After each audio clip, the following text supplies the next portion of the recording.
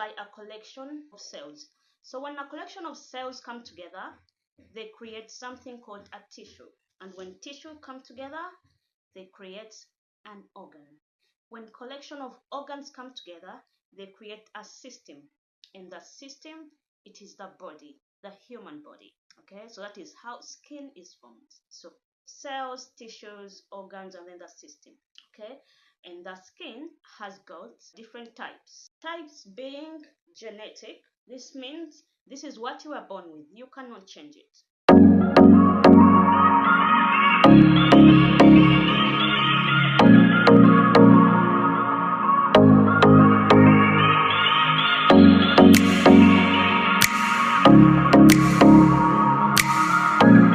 Hi everybody, welcome to the Gem Talks. Yeah, I'm here. Guys, I'm so sorry it took me forever to shoot this video, but evidently by the wall. I'm a mother. I mean, alhamdulillah, but there is a way motherhood takes up all your time. You do it lovingly without nobody forcing you to do it. But anyway, alhamdulillah, we are here and let's do this. So the last time we were here, we said we are going to talk about lots of things, but firstly, skin. What is skin? I mean, before we go into the obsession of having a glass skin, like everybody, including myself, I really love a glass skin. Allahumma inni as'aluka glass skin. But yeah, how do you get that? Is it even achievable? Okay, let's get into that. But firstly, what is skin? What are we talking about here? So skin is an organ, like the heart, like the lungs, like any other organ of your body. Okay, it is the largest organ of your body and it's the most evident organ of your body. So it is about 3.6 kgs. Okay, so it covers around 16% of your body weight. You should know your thinnest part so that you don't play with that area. It is thinnest and around the eyes, the eyelids, and the nipples. Okay, those are the thinnest, and it is most thick in the palms and the feet. That is why when you get a prick in the feet, you don't really feel much pain like here. So the skin itself, it has got layers. Leave alone this visible layer. So it has got the epidermis, the dermis, and the hypodermis. There are other layers within those layers, but those are little bit intense for you right now. Let's first get into the basics. And you are getting skincare knowledge from a skincare expert. I have been doing skin for quite some time, like 8 to 9 years, with lots of passion and research. And I'm still into that sector. So I meet different people every day. I work on different people every day. I see different conditions. So trust me, the information that I'm giving you is legit. Okay, so firstly, we're gonna start with the skin types. Now that you know what is skin, the skin has got types, leave alone colors. No, those are not types. Those are skin colors. So skin types means there are those that have dry skin, those that have oily skin. Some people have sensitive skin, and others have combination to normal skin. So a skin type is something that is genetic. This is something that we are born with. Honestly, a skin type is never going to change. I know some people that have oily skins take some medication and then their skins are become dehydrated and then they start thinking my skin type changed. Never. Your skin type is genetic. You're born with this and it's never gonna change. So how do you know that you have a dry skin, a sensitive skin, an oily skin, or a normal to combination skin? Let's start with normal to combination skin because this is the most common skin type, I think. So the normal to combination skin, you may find that your skin is oily on the T-zone. This is the T-zone. Means here and here. You may have excessive production of oil in these areas, and then you may find some dryness on the cheeks. So that means you have a normal to combination skin. I wouldn't say anybody has a normal skin, honestly, because we all have blemishes. We all have some flaws on our skins. So a normal skin almost doesn't exist. Yeah, that's a normal combination skin. And then for those that have dry skins, you will have a pale and thin skin. You may have some flakiness. It means when you touch your skin, you may have patches, white patches. When we touch that, you may get some white casts coming off. So that means you are extremely dry. And then let's go on to the oily skin. Usually they have big open pores, and then they have excessive shine, they have excessive oil production, yeah, and then they have acne. Not all. Some oily skins honestly don't have any acne. Yeah, so mainly those are the main characteristics of an oily skin. Then we go into the sensitive skin. Sensitive skins, they have open pores, they have redness. Lots of them have something called rosacea. Rosacea is a condition, but a lot of people are born with rosacea.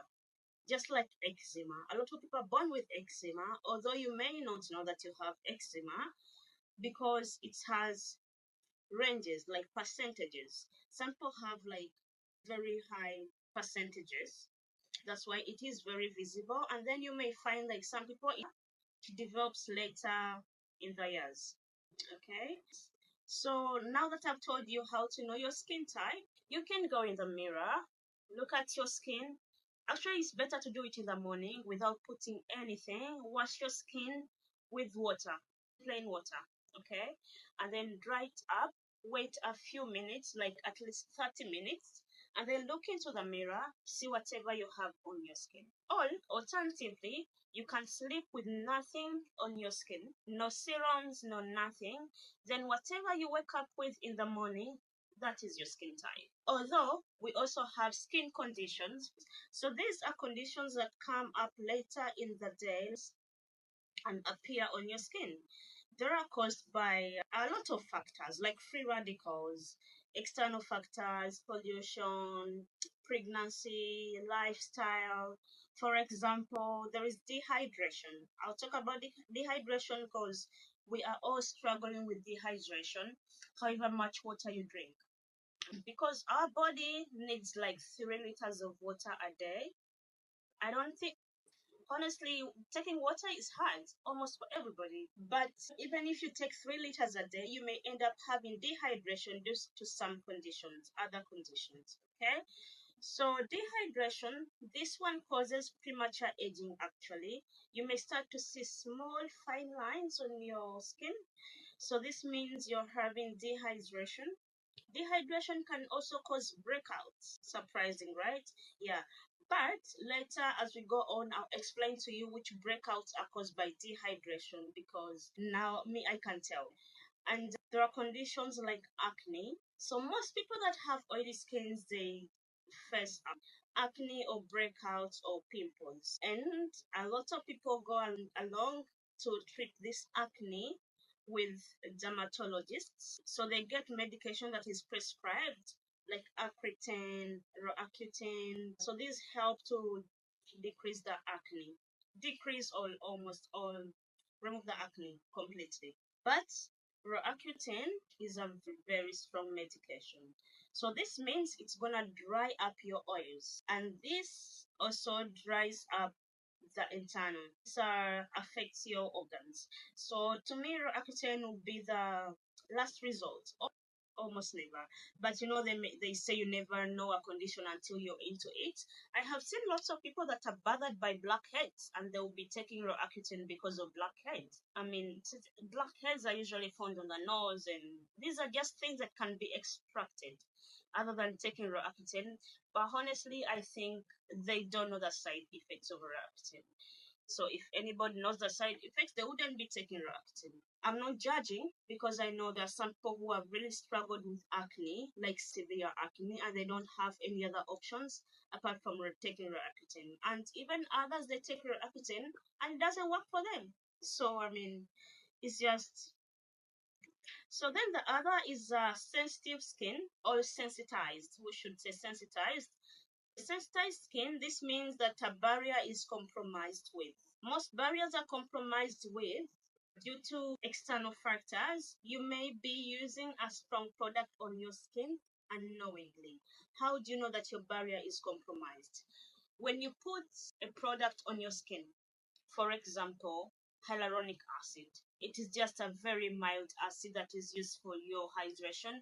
But when you put it on your skin and you feel irritation, that means your barrier is compromised with. Your barrier is broken. So that means you need to fix your barrier. That means your skin has become sensitized. And also some treatments like microdermabrasion or dermapen. These are very good treatments for the skin, by the way, especially people that are facing hyperpigmentation and those that are facing acne. These are good treatments because they do detoxing and then they help with the pores. But if it's done in an abusive way, a rough way, you will be getting your skin barrier compromised with, hence leaving your skin sensitized. The most common condition is called hyperpigmentation. A lot of people have different skin tones, and this is very normal because this is caused by a number of things. There is something called marasma or chorasma. This one is caused by hormones and pregnancy most times. And usually when you get these, honestly, you're gonna struggle. They don't usually just go away unless if you use things like hydroquinone. Again, hydroquinone is something that is used but not, it should be prescribed, but it's out there over the counter. You may just walk into some places and pick up a product that has hydroquinone. But as much as hydroquinone is gonna fix your hyperpigmentation, it might be the reason as to why you're gonna get more hyperpigmentation. So you need to be cautious and very careful about this. So with hyperpigmentation, how do you keep your skin from not getting more pigmentation? Sunblock. Guys, don't joke with your sunblock. I know lots of people don't believe in sunblock, honestly, but I'll give you another session to talk about all these things. My 4-year-old does not go out in the sun without sunblock. Okay, you may say I brainwashed her, but I mean, I told her and educated her about the good things, about the need of using a sunblock. Because she educates everybody. Like, have you put your sunblock before you go out? Amazing. So, yeah, guys, so I think that's all for today. I'll see you in the next episode. Thank you for being here, guys. Please subscribe to the channel, like the channel, leave me a comment, let me know what you want me to talk about. And yeah, and thank you for being here at the Gem Talks. Ciao.